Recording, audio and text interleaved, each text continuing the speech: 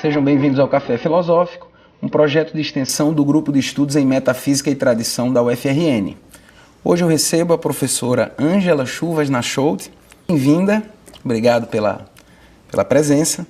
E eu queria que você começasse falando um pouco sobre sua linha de pesquisa, sobre a ideia da leitura. Vamos começar falando sobre o Brasil, né? A questão nacional do problema de alfabetização. Eu queria que você explanasse um pouco quais são esses problemas, que é um país que tem muita dificuldade de ensinar as crianças a ler e devido a problemas de educação. E eu queria que você começasse nesse tema para a gente poder depois se aprofundar em outros temas, mais envolvendo mais a questão científica mesmo. Fique à vontade.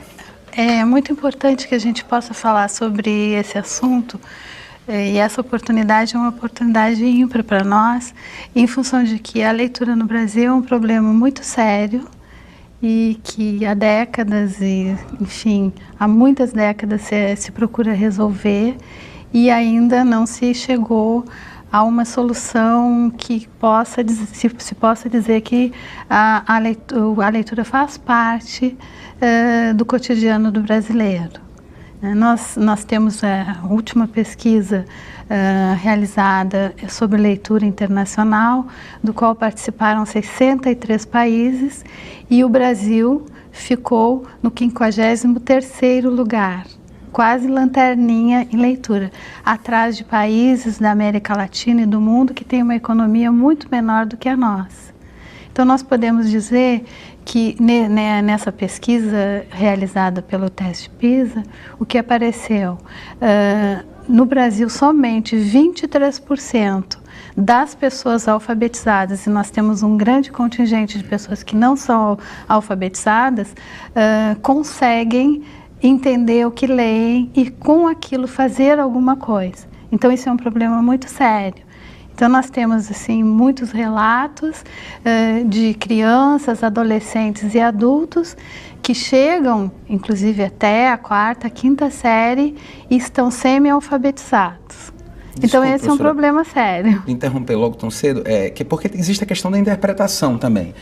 A criança ou o adolescente lê, mas não consegue interpretar, não consegue retirar do texto as informações necessárias, né? Isso é um problema, né? Que é o problema da questão dos analfabetos funcionais. Exatamente. Né? Que tem muita gente em faculdade aí que realmente não sabe interpretar, não sabe fazer uma hermenêutica, né? Num texto, não é isso? Exatamente. Não, apesar de chegarem aos graus mais adiantados de ensino, não fazem parte desses 23%, porque nós temos 4 estágios da leitura, e chegar a esse 4º estágio de compreensão é bastante complicado ainda para nós. A gente ainda não deu conta disso no nosso sistema de ensino. Muito bem. Professora, vamos falar agora um pouco sobre a questão da alfabetização. Como o processo de leitura muda o cérebro? Ou seja, como é que após a compreensão de uma leitura, a interpretação de um texto, o que acontece no nosso cérebro? Quais são as mudanças que acarretam no nosso modo de ser mesmo, a questão da leitura? A leitura ela é uma capacidade fundamental nessa nossa sociedade moderna.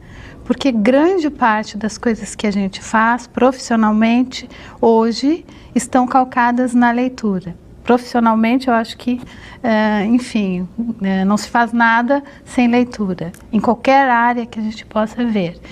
E na vida prática também, e também no nosso crescimento enquanto pessoas, enquanto sujeitos de uma sociedade, que a gente possa realmente participar dessa sociedade.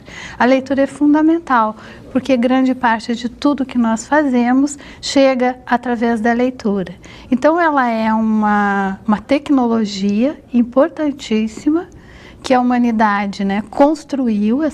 A leitura foi é uma construção cultural muito importante, e as pessoas que não realizam não têm esse potencial pleno, elas são bastante prejudicadas em todos os setores, político, social, econômico, emocional, enfim, de todos os setores da sociedade e do indivíduo são prejudicados se não se acende a esse bem que é a leitura.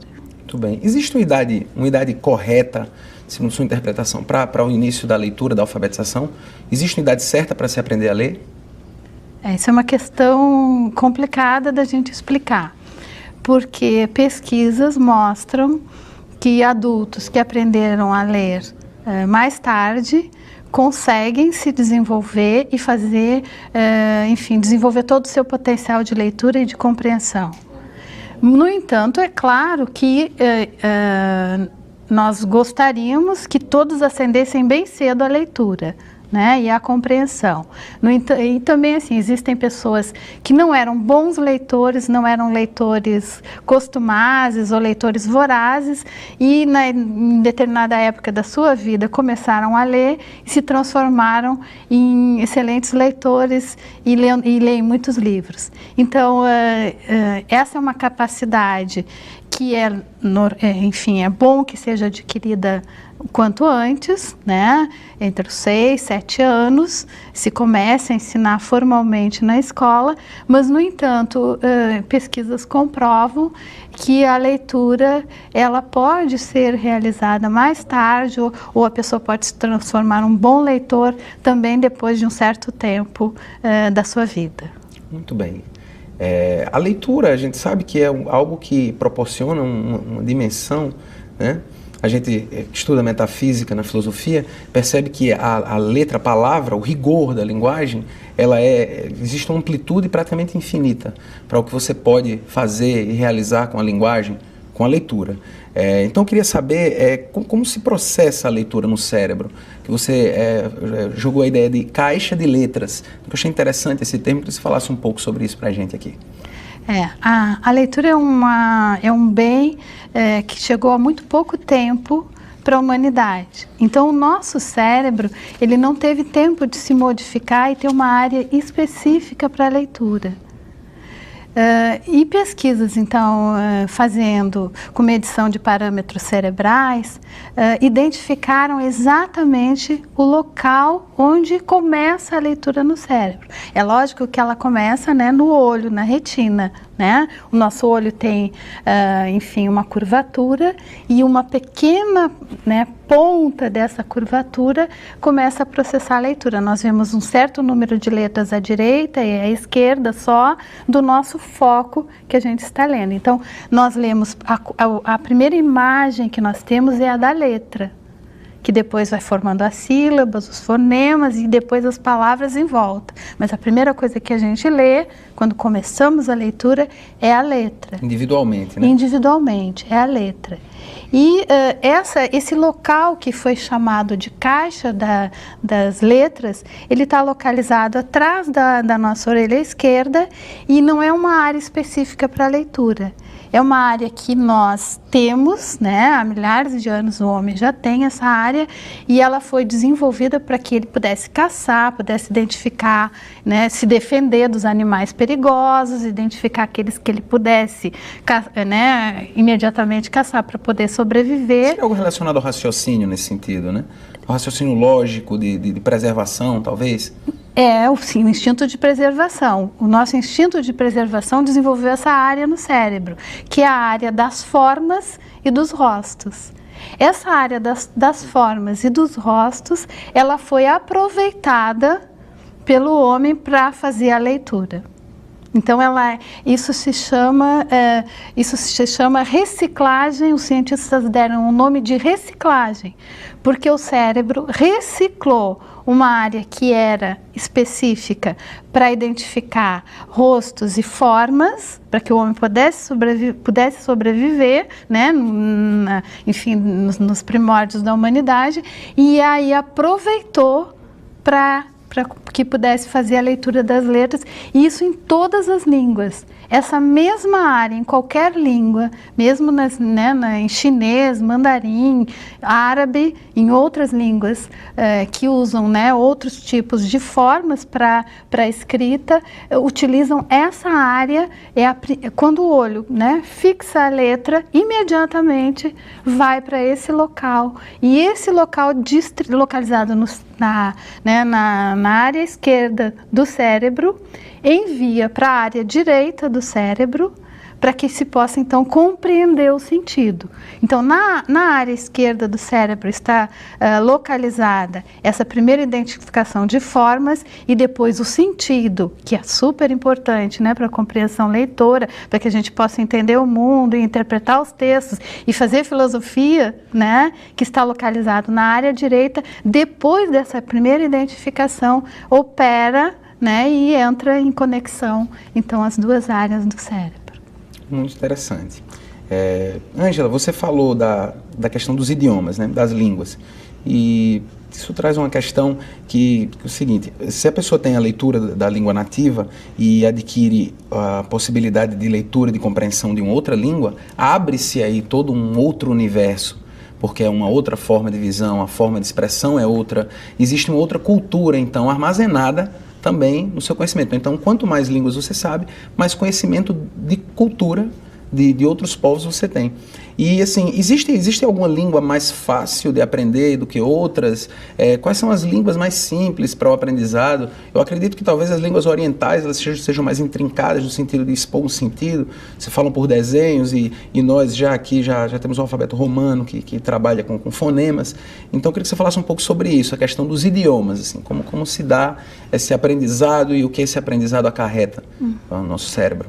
Isso é bem importante, porque existem línguas que tem, porque para se falar uma língua, para se ler e para se escrever, enfim, fazer essa relação entre leitura e escrita, existe um aspecto muito importante, que é o aspecto fonológico. Então, existem línguas, tais como o italiano, que é uma língua mais transparente, que a letra, que o fonema corresponde melhor, é mais transparente, ele corresponde melhor ao que é falado na escrita. O português já é considerado não tão difícil quanto o francês ou quanto talvez o inglês, mas ele é mais difícil que o italiano, que é uma língua mais chamada transparente. Então, para se aprender a ler e a escrever, o ensino dessa correspondência é um aspecto muito importante e valorizado. Seria quer dizer, a primeira coisa para a gente aprender a ler é a gente saber que existem coisas para serem lidas. Essa é a primeira aprendizagem que é feita, que a gente realiza essa aprendizagem sem fazer a leitura. Porque, por exemplo, uma criança vai saber que determinado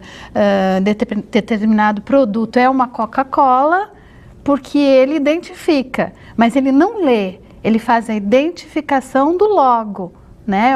Seria algo mais imagético. É uma leitura logográfica, que é chamada. Né? É lido pelo logo, pela forma total. A criança, nesse momento, ou o adulto que faz essa leitura, ele não está fazendo a leitura fonema-grafema. Ele não tem capacidade ainda independente de leitura. Seria uma interpretação mais primitiva, digamos? É uma interpretação global. Certo. Né? Uma interpretação desse logo. Né? Mas depois que é feita essa interpretação, a próxima etapa é fazer a leitura dessa correspondência, grafema, fonema. E depois tem uma série de coisas que são difíceis, que são aprendizagens muito difíceis de serem feitas e que no processo de organizar esse ensino, né, da leitura e da escrita tem que ser considerados além dessa leitura, né, total,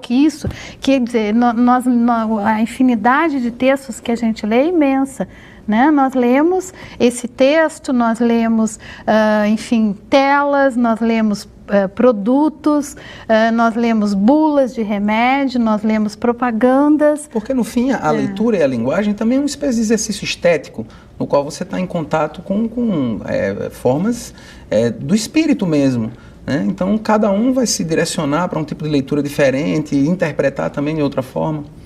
Exatamente, Professora, a senhora falou sobre a questão da interpretação e da possibilidade de capturar um sentido a partir da leitura. Né? Então eu abro a questão aqui da dislexia, dos problemas de organização que as pessoas têm. A gente falou do analfabeto funcional, de pessoas que realmente não conseguem aí expor ideias na escrita ou retirar as ideias de um texto já existente. Então, eu queria que a senhora falasse um pouco sobre a questão da dislexia. O que é que esse problema pode acarretar na nossa vida enquanto leitores, digamos assim? A dislexia é um problema que atinge uma boa parcela da população.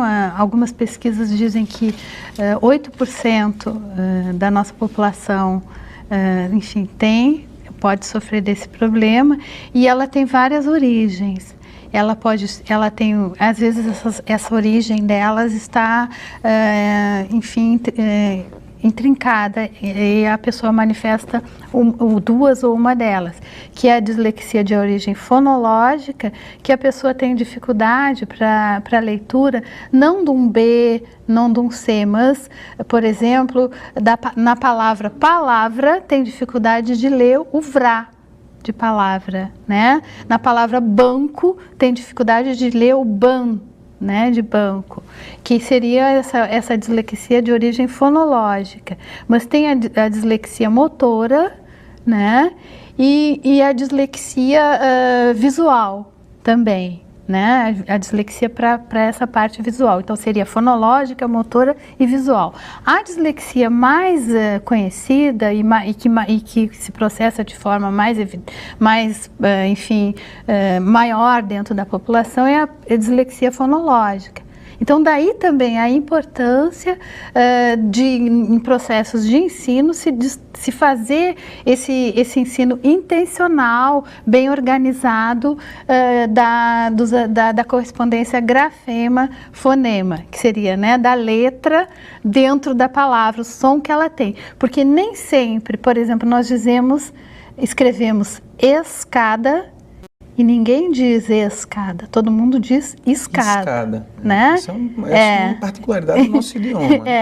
E às vezes as pessoas ensinam aquelas pessoas que estão começando a aprender a ler e a escrever, como se escrever escada fosse uma coisa fácil de entender, porque a gente está dizendo escada, né? Então isso é uma aprendizagem, e isso é ignorado muitas vezes nos processos de ensino, essa correspondência. Muitas vezes, algumas palavras algumas letras, alguns fonemas dentro da palavra, eles são lidos eles são escritos da mesma forma, mas são falados de formas diferentes, embora eles tenham a mesma composição de letras, conforme a letra que vem antes ou a letra que vem depois. Então, isso também são a organização da alfabetização de alguém deve ser organizada de forma que se comece pela correspondência, né, pelas vogais, que são as mais evidentes, né, que têm o mesmo som, mas assim mesmo, as próprias vogais, um E dentro de uma palavra, ele pode não ter o som de E. E isso é uma aprendizagem difícil. Então tem que ser organizado o ensino de tal forma que a criança não tenha que descobrir isso por si, mas que a organização leve a criança a fazer essa descoberta de forma mais rápida. Porque se isso não for feito, o que vai acontecer? O leitor vai cansar, vai se afastar da leitura, e talvez seja por isso que nós temos, né, tantos problemas com a leitura no Brasil, porque isso é praticamente ignorado nos processos de ensino. Muito bem. Sabemos que não é fácil a leitura, é necessário querer ler e querer se aprofundar, né? Existem muitas pessoas que se assustam com o volume de um livro e que não encaram um livro mais complexo, de maior dificuldade, e isso talvez seja um problema de base, né? Que vem de baixo, justamente por causa desses fatores que você comentou. Então, eu lhe pergunto, existe algum método mais eficaz, ou existe um método ideal para ensinar uma criança ou um adulto a ler? Aqui existem basicamente dois métodos, o método sintético e o método global. Os métodos descendentes ou os métodos ascendentes de ensino. E o que são esses métodos? O método global seria a partir do todo, ensinar a partir do todo, que seriam os métodos ascendentes, que vem do todo para a parte. E os métodos sintéticos seriam os métodos que partem da parte para o todo, da letra né, para a palavra. Enfim, essa luta, qual é o método melhor, qual é o método mais indicado, existe, né? Na verdade, há uma dicotomização, né? Uma dualização, se a gente for ver sob o ponto de vista filosófico do ensino. E essa dualização é muito prejudicial, porque, na verdade, a gente vai começar a ensinar a partir da letra, porque é o que o olho vê, né? Mas antes, será que a criança não viu que tem um texto total e que ele precisa ser lido? Então, o que veio antes? É a letra ou é o texto? E, na verdade, se a gente não ensinar a letra e a correspondência grafema-fonema, ela vai chegar ao todo? Não vai chegar nunca ao todo. Senão, porque não vai ter o que tu colocaste logo no início da tua pergunta, a fluência. E as pessoas vão se afastar. Porque se a pessoa não tem fluência, não lê com rapidez, ela vai ver um livro grosso, como tu disse, né? E vai se afastar, mesmo que seja um livro maravilhoso. Não vai ler aquele livro e vai se privar daquele conhecimento. E muitas vezes a gente precisa ler uma grande quantidade de coisas para a gente aprender algo, né? Então a pessoa vai se afastar. Então isso é um problema muito sério, essa dualização. Por quê? Porque a gente vai estar trabalhando a letra, mas ao mesmo tempo a gente está querendo buscar. Então a gente começa no lado esquerdo do cérebro, mas a gente tem que chegar no lado direito. E o lado direito precisa do lado esquerdo. Então isso é uma dualização, né, que precisa ser desdualizada, e a gente pode compreender isso, né, do ponto de vista, né, se a gente olhar pelo ponto de vista da própria filosofia. Claro. Que, né, a gente tem que analisar a questão sobre um ponto de vista circular, não ou isto ou aquilo, né? Porque ao mesmo tempo que chove, faz sol, como diz a Cecília Meirelles, né? Então a gente tem que olhar a questão sobre os dois, sobre um ponto de vista circular, e não de escolher um ou outro, né? Mas considerar o todo. Muito bem. Professora, o nosso tempo está acabando. Eu queria perguntar, para finalizar a nossa conversa, como a leitura pode influenciar, melhorar, aprimorar a nossa convivência social, né? A gente sabe que é importante, mas assim, até que ponto a leitura ela pode trazer uma maior fluência social, usando a palavra que você utilizou, como isso pode melhorar, como isso pode trazer para nós uma riqueza de conhecimento e um melhor trato social com o mundo ao nosso redor?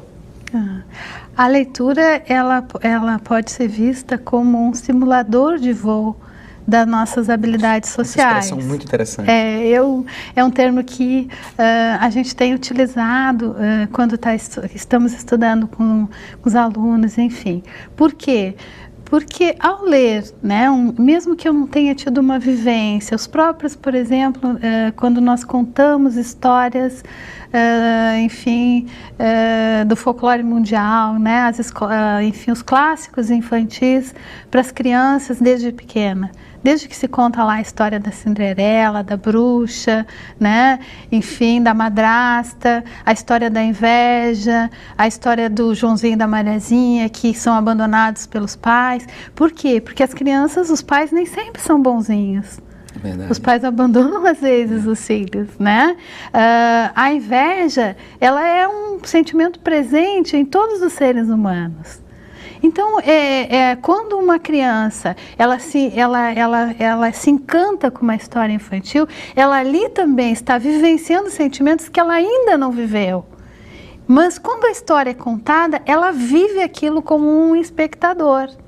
E depois na vida dela, ela vai encontrar aquelas situações e ela vai ter meios, né? Ela vai ter um manancial de possibilidades de enfrentar aquele sentimento e de conseguir superar, né, os seus conflitos através das histórias que foram contadas para ela. Então por exemplo, a gente, não só os livros, mas também filmes, qualquer coisa que a gente vivencie, por exemplo, sobre a guerra, né, eu nunca fui à guerra, né, mas a gente sabe o que é uma guerra porque a gente leu um livro sobre isso, porque a gente assistiu uma obra que trabalhou sobre aquilo. Então a gente sabe como pode enfrentar aquela situação mesmo sem ter vivido. Então a literatura ficcional, ela é um meio maravilhoso, né, de aprimorar as nossas habilidades sociais e de convivência no mundo. Ok. Ângela, querida, obrigado. Nosso tempo infelizmente acabou. Muito obrigado pela sua explanação aí tão interessante, instigante. Você que está em casa, semana que vem tem mais. Até lá!